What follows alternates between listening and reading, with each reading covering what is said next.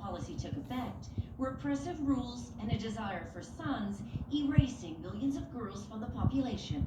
Now, with the workforce shrinking, they're trying to boost the birth rate.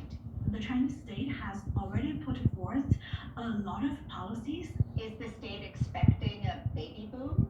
The baby boom is not happening. The challenge, most couples don't want 2 or 3 children because of high living costs and competitive pressures, like Jiwa or chicken parents, a new parenting culture here known for being obsessive, like scheduling their kids' days in 15-minute increments. That's a lot of pressure on a kid.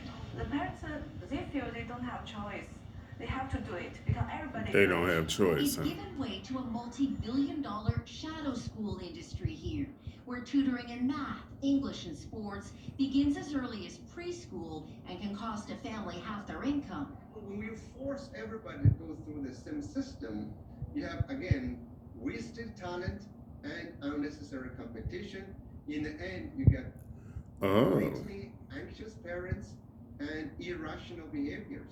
Fearing deeper inequality and parental burnout, when the Communist Party wants to see larger families, the government is cracking down, forcing the entire private education industry to go nonprofit.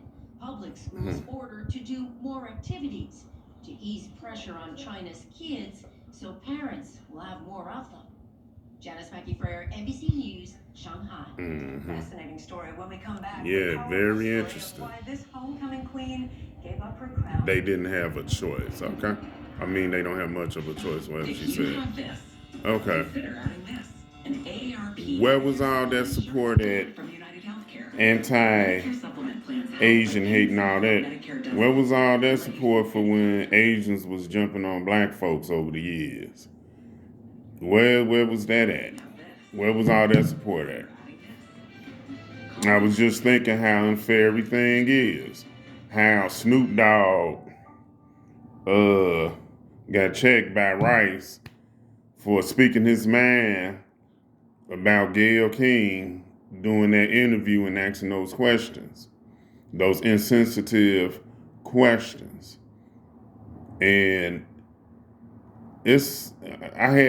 I'll just follow up on it, but that's what we're up against.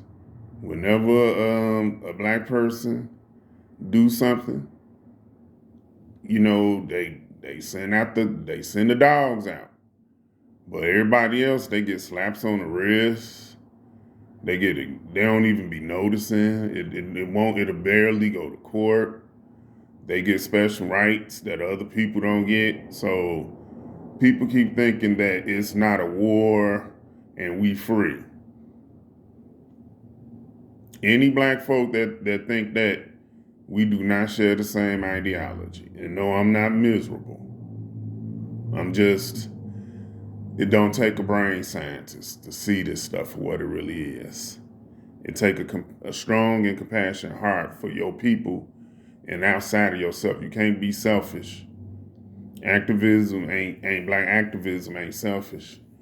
Community organizing is you know, it's a needed sacrifice, if you will, but it's not a sacrifice. It's a responsibility that the white folks, or let's just say our oppressors, keep not wanting to adhere or respect. I leave it like that, for a lack of words. So, thank you for listening to the Nubian Comedic Spectrum Inc. channel.